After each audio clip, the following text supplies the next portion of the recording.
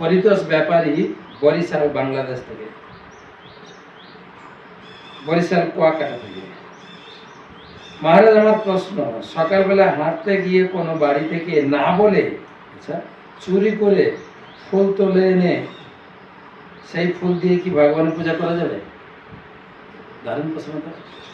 উত্তর কি? হাঁটতে গেছেন, লোকের বাড়িতে ফুল দিলে লোভ লেগে ফুল নেওয়া। আমরা চুরি করাটা অনুমোদন করছি না, যদিও আমরা চোর ভগবানের ভক্ত। ভগবান চুরি করেছিলেন, ভগবানকে সবাই গুণগান করেছেন, কীর্তন করেছেন। এই পুরুষোত্তম মাসে আসে ভগবান কি কি চুরি করেছেন লিস্ট বানিয়ে আমরা গান গাইব। ভগবান চুরি করেছেন, তিনি মহান, তার গুণগান করছেন। আর আমরা চুরি করলে মামার বাড়িতে বাস হবে, পিটুনি খেতে হবে। চুরি করাটা আমরা অনুমোদন করি না। তো ভগবানের সেবা করতে চাইছেন, ভালো। আপনি একটু বলবেন বাড়ির লোককে, দু একটা ফুল দেবেন, আমি গোবিন্দের সেবা করব। আর যদি না দেয়, ওখান থেকে নিবেদন করে দেন, ওদের কাছেই ফুল থাকবে। শুধু আপনি বলবেন ইমানি পুষ্পানি ওম গোবিন্দায় নমঃ। যদি একটা ফুল হয় ইদম পুষ্পম, আর অনেক ফুল হলে শিখেছি না, ইমানি পুষ্পানি, সমস্ত ফুল গোবিন্দায়। আপনার গোবিন্দ ওখান থেকে ফুল গ্রহণ করে না, আপনার ডিউটি শেষ, কিন্তু চুরি করবেন না। মহারাজ, আমার কাছে এক গৌড়ীয় মঠের ভক্ত শ্রীমদ ভাগবতের যে কোনো একটি স্কন্ধ পড়ার জন্য চাইছেন। আসলে উনি ভাগবত সেট নেবেন বলে উনি দেখবেন, তো আমি কি পড়ার জন্য ওনাকে দিতে পারি? যদি একটু বলেন। দিতে পারেন, কিন্তু একটা জিনিস হচ্ছে কি, যদি আপনি মনে করেন হ্যাঁ জিনিসটা আমার খুব খুব প্রিয় জিনিস, বহু মূল্যবান জিনিস, সাধারণত কাউকে কেউ দেয় না। যারা ধনী লোক, টাকা পয়সা সতর্ক, সোনাদানা সতর্ক। ভক্ত, তার প্রিয় বস্তু হচ্ছে, অমূল্য সম্পদ হচ্ছে ভাগবত। যারা পড়ে তারা অনুভব করে যে অন্য কিছু চাও আমি এটা দেবো না। আপনি দিতে পারেন যদি বই না হারায়। হারিয়ে গেলে কিন্তু আবার পুরো সেট কিনতে হবে, একটা খণ্ড আপনি পাবেন না। সেজন্য আপনাকে তো বিচার করতে হবে, তাকে ঘরে ডেকে। সেজন্য অনেক লোক আছে আলমারি থেকে বই কাউকেই দেয় না। পরবর্তী প্রশ্ন, রূপা সেনগুপ্ত, আসাম থেকে।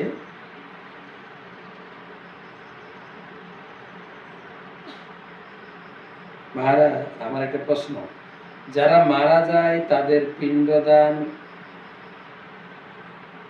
কোন প্রসাদ দিয়ে করতে হয়? রাজভোগ দিয়া নাকি গৌরীতের ভোগ দিয়া? কোন প্রসাদ? ভগবানের প্রসাদ দিলেই হবে, ভগবানের প্রসাদ। রাজভোগ দিতে পারলে আরো ভালো, যে কোনো প্রসাদ, অন্ন প্রসাদ, ফল প্রসাদ, অন্ন প্রসাদ দেবেন। পায়েস দিতে পারেন, আপনি ভালো করে রান্না করে ভগবানকে ভোগ দিয়ে, সে গৌরনীতের ভোগ হতে পারে, রাধাকৃষ্ণের ভোগ হতে পারে, জগন্নাথেরও প্রসাদ হতে পারে।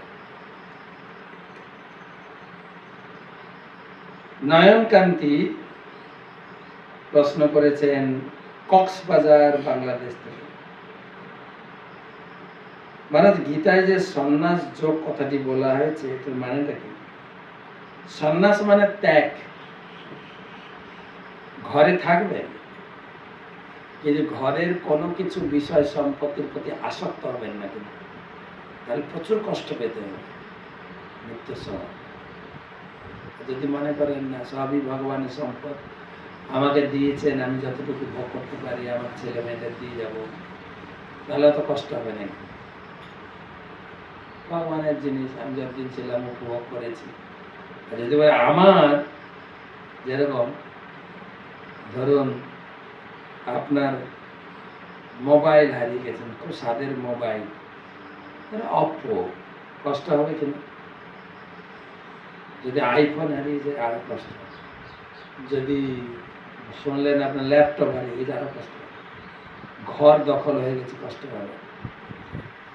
তো সব এখন আমার নিজে মনে করছি মৃত্যুর সময় সবগুলো হারাবে, একসঙ্গে হারাবে। কষ্টের প্যাকেজটা খুব কঠিন হবে। আর যারা মনে করে আরে বাবা আমি তো কিছু নিয়ে আসিনি, সবই ভগবান আছে, ভগবান, তারা তো কষ্ট হবে। সেই জন্য সন্ন্যাস যোগ মানে হচ্ছে যোগ, বৈরাগ্য যুক্ত হয়ে ঘরে থাকবে। আর এই বাংলায় কেউ কেউ বলে সংসারে থেকে সংরূপে থাকো, মানে বৈরাগ্য রূপে থাকো। কিছু লোক আগে থেকে প্রস্তুত থাকে যে ছেলে মেয়ে বড় হবে, দেখবে না, আগে থেকে জানে, সেই জন্য ছেলে মেয়ের ব্যবহারে কিছু মনে করে, কালচার চলবেই, ওদের কথা কেউ মনে হয়। আর যারা মনে করে আরে আমি তো কখনো ভাবিনি তুমি এইরকম আমাকে করবে, তারই কষ্ট, ভাবনাই মানে। পরবর্তী প্রশ্ন করেছেন,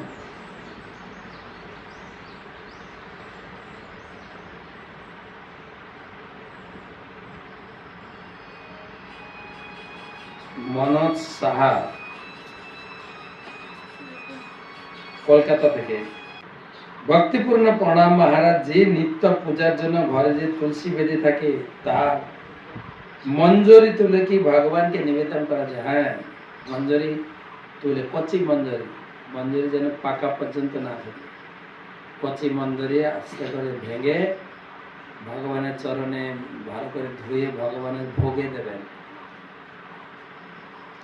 কাছে মঞ্জরি থাকলে না গাছটা তাড়াতাড়ি নষ্ট হয়ে যায়, মঞ্জরি কেটে দিতে হবে, কেটে ভালো করে ধুয়ে ভগবানের চরণে দেবেন। প্রশ্ন করেছেন নবকুমার মন্ডল মুর্শিদাবাদ থেকে। গীতার নবম অধ্যায় 23 নম্বর শ্লোকে অবিধিপূর্বক পূজা লেখা হয়। অবিধি মানে কি? যেটা বিধি নয়, দেব দেবীকে পূজা করা উচিত নয়, কেবল ভগবানকে পূজা করে। অনেক সময় হয় না যে আমরা যার কাছ থেকে জিনিস পাওয়ার কথা না পেয়ে ব্যাক কারোর মাধ্যমে যাই দেবদেবীর কাছে, এটা বিধি নয়। আমরা ভগবানের অংশ, ভগবানের মায়ের গর্ভে ভগবানকে কথা দিয়ে এসেছি যে জন্মগ্রহণ করে তোমার পূজা করব, সেটা করা উচিত। সেটা না করে যারা দেবদেবীর পূজা করে তারা অবৈধ, ওপার লিখেছেন ঘুষ দেওয়ার মতো। পরবর্তী প্রশ্ন শুভঙ্কর দাস, আলিপুরদুয়ার। মহারাজ আমার একটা প্রশ্ন ছিল, আপনার রোজ ক্লাস শুনি, কথাগুলো বেশি দিন মনে রাখতে পারি না, এটাই বললাম। কেন মনে রাখতে পারি না তাও আপনি বলেছেন যে কাউকে শোনাতে হবে, কিন্তু প্রশ্ন হলো অন্য কিছু তো ভুলি না, এগুলো কেন ভুলে যায় না? অন্য কিছুগুলো চর্চা করি সবসময়, যেরকম পেপার পড়ি, পেপার পড়ার পরে লোক শান্ত থাকে না, তো সেই পেপারের কথাগুলো নিয়ে চর্চা করে অফিসে সারাদিন, যেরকম পশ্চিমবঙ্গে। আর তুমি হচ্ছে ইউনিয়নের নেতা, পেপার পড়ো আর গজ গজ গজ গজ গজ গজ করো, ব্যাস। পেপার পড়ে আর সারাদিন অফিসে লোকে এই শোনে কেন যে ভারত সরকার এরকম করছে, আমি বুঝলাম, সারাদিন চর্চা করে, যথেষ্ট পরিমাণ চর্চা করে। আমরা জড়জগতের সবকিছু নিয়ে চর্চা করি, গীতা ভাগবত কোন রকম পড়ে চর্চা করি না, চর্চা করলে মনে থাকে, অবশ্যই মনে থাকে। আসলে ধন্যবাদ সকলকে। আমরা আজকের আলোচনা এখানে রাখছি।